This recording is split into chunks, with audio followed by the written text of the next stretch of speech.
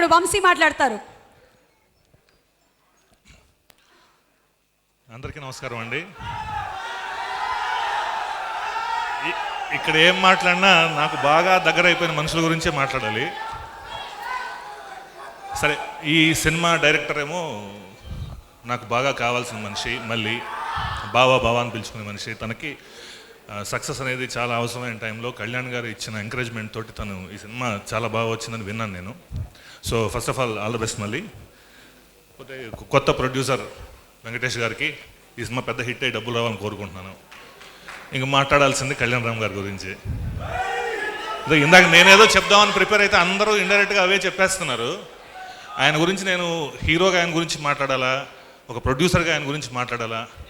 సరే, ఇవన్నీ అందరూ చెప్తారు, పక్కన పెడితే నాకు తెలిసి ఇండస్ట్రీలో నేను కలిసిన ద బెస్ట్ హ్యూమన్ బీయింగ్ ఎవరైనా ఉంటే ఆయనే. హీరోగా ఆయన గురించి చెప్పడం కన్నా, ప్రొడ్యూసర్గా ఆయన గురించి మాట్లాడడం కన్నా నాకు ఆయన మనిషిగా మాట్లాడడమే చాలా ఇష్టం. అంటే నందమూరి వంశం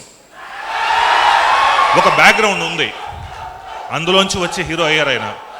తాతగారి మీద ప్రేమతోటి, ఆరాధనతోటి ఒక బ్యానర్ పెట్టి ఎంతసేపు ఏ సినిమా చేసినా ఆ బ్యానర్ వాల్యూని ఎలా తీసుకెళ్ళాలి జనంలోకి అనే దాన్నే దృష్టిలో పెట్టుకుని సినిమాలు తీస్తారు.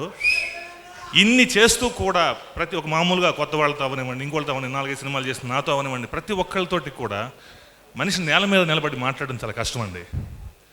అది ఇప్పటికి కూడా, సార్ మీ కాళ్ళు నేల మీదే ఉన్నాయి, లైఫ్ లాంగ్ అవి అక్కడే ఉండాలని కోరుకుంటున్నాను. నేల మీద ఉన్నంతకాలం మీరు ఇంకా ఎంతో ఎత్తు ఎదుగుతారు సార్.